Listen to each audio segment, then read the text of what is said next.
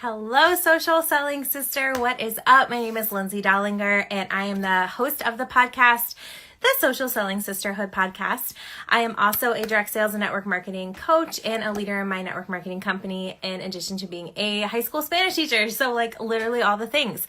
So this is video 3 of the Social Selling Secrets series. So I try saying that 10 times fast. Is actually kind of hard.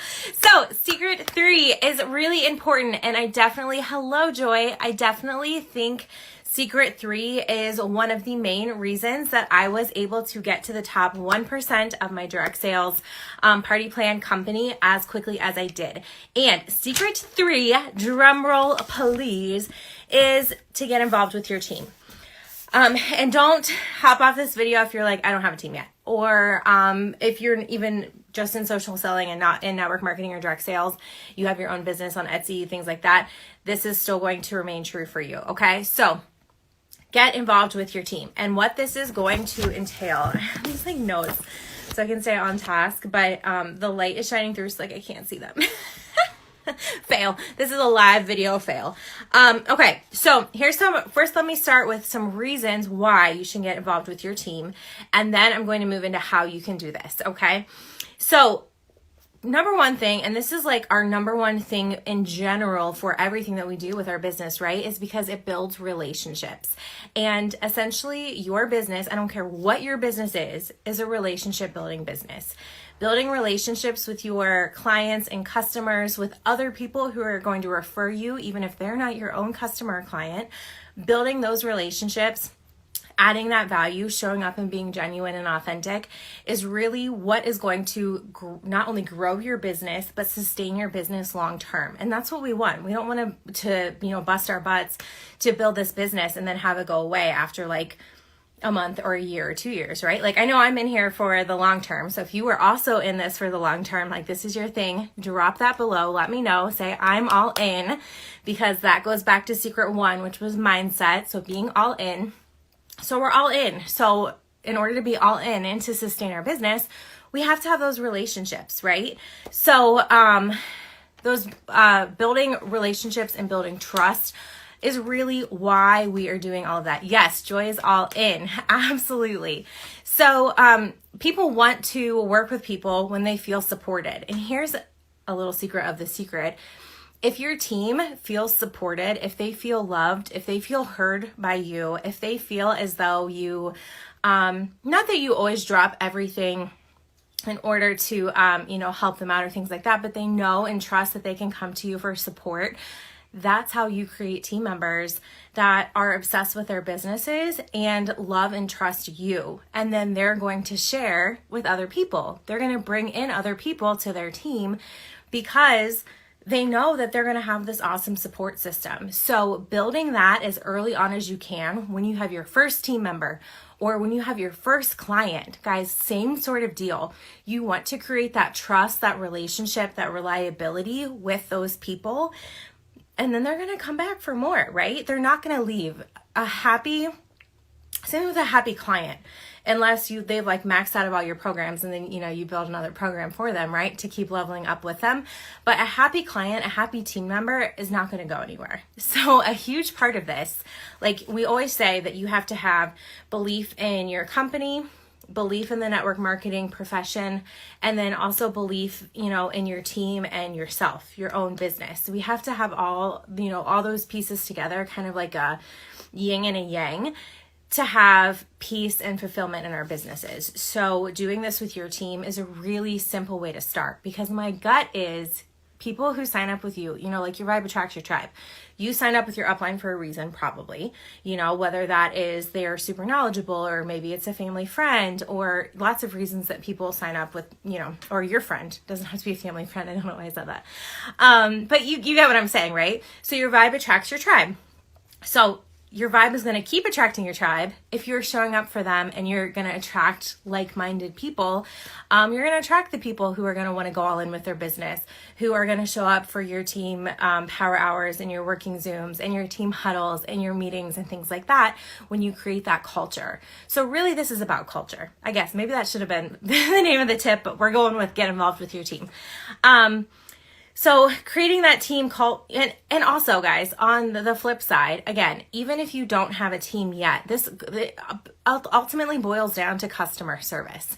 And we are taught that, not even that we're taught, well, I guess maybe we're taught, but the customer is always right? Have you heard that before? The customer is always right. I definitely heard that before, and I haven't really even worked. I did work a few sales. One of my first jobs was working at Kmart as the person who checks stuff out at the cash register. But anyway, long story.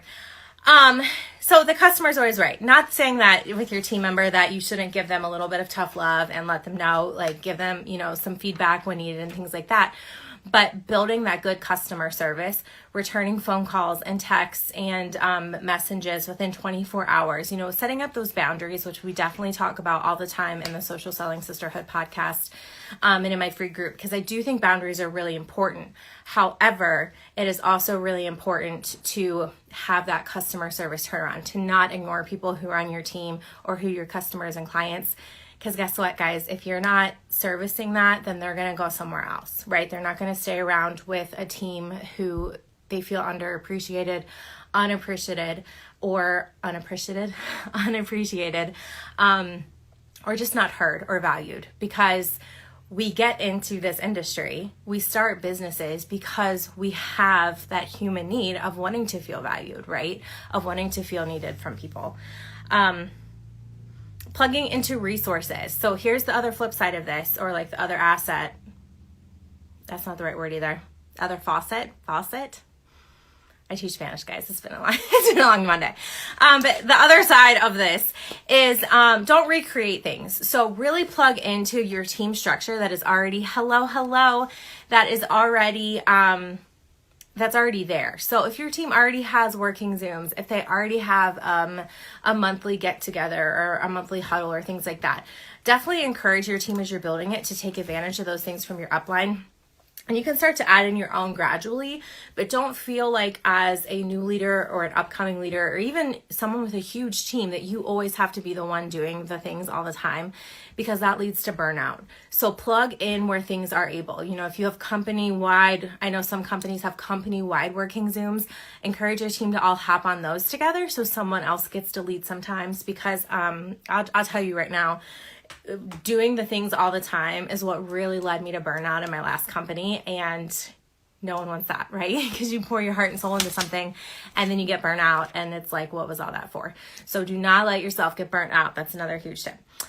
From the very beginning, and this is one of the things that I think really helped me build my team so quickly, I positioned myself as a leader.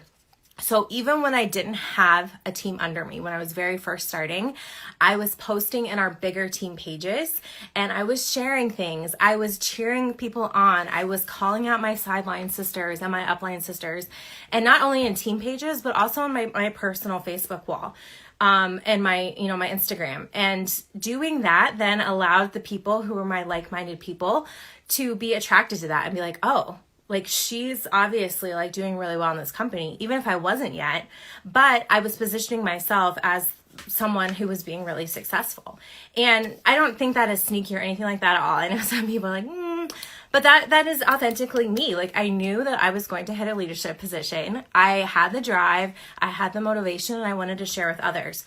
So positioning yourself that way, getting in that mindset, like that next level you will attract that to you. And then you will become that, right? And that's always what I'm thinking. Next level me, next level me. What does next level me say and look like? And how is she going to respond to this? That's really going to help you with your team as well. I have two more things.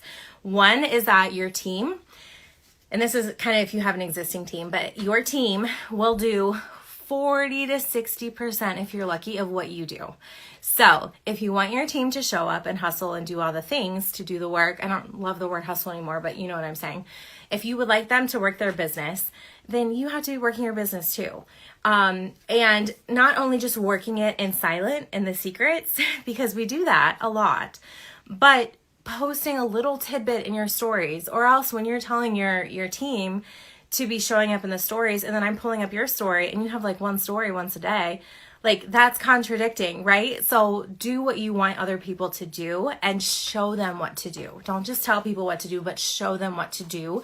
And I will say hands down that I've learned so much more from watching people than from what some people have told me that they do, like kind of behind the scenes, if that makes sense. So show the world you're behind the scenes.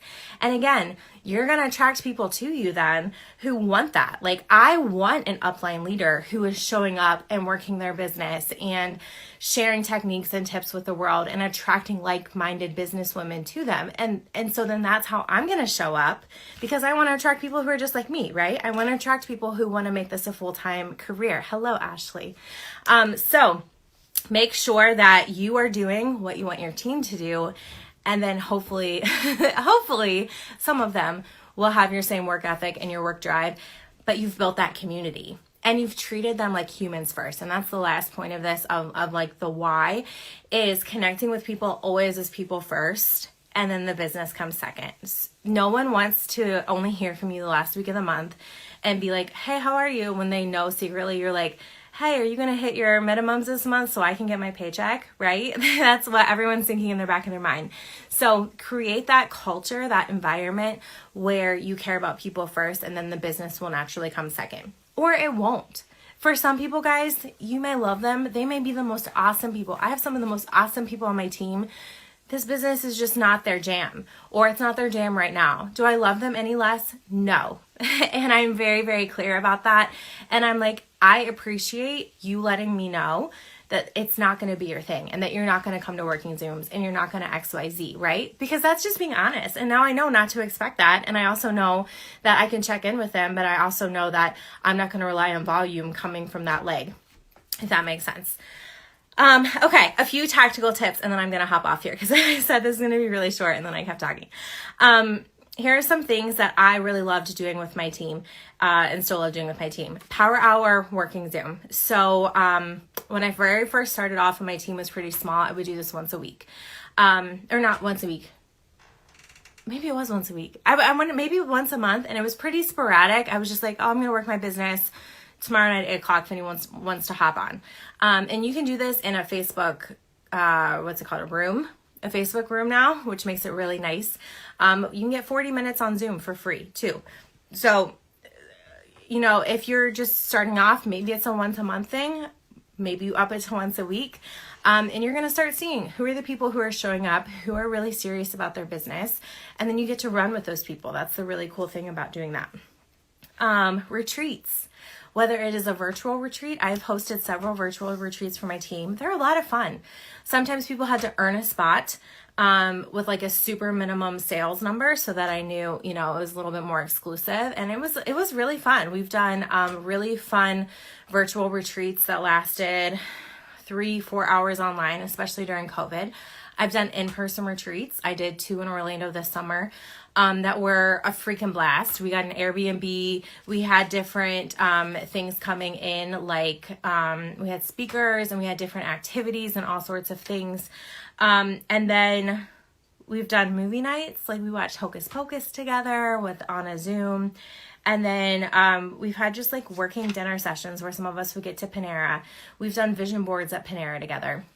So obviously, you know, with the atmosphere and things going on in the world, that can be modified. But doing those things where you get to build those friendships, you get to build those relationships, whether it's virtually or in person.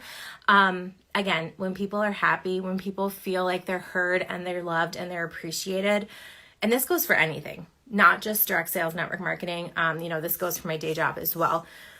When people feel those things, they're not going to leave, or they're really less likely to leave. They're going to stay where they feel that solid connection. So if you loved these tips, guys, this was secret number 3. I would love if you would click right down here. I think it's right down here. It's down here for me. Share it in your stories. Share it out with some friends of yours who are on social selling, who are building a team or want to build a team. Maybe they're struggling with recruiting right now. I hear that so many times from people, is that like, I can't recruit. I don't have new team members.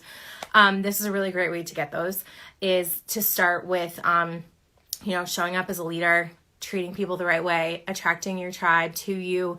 And then, like I said, just really nurturing that working together, running with the people who want to run.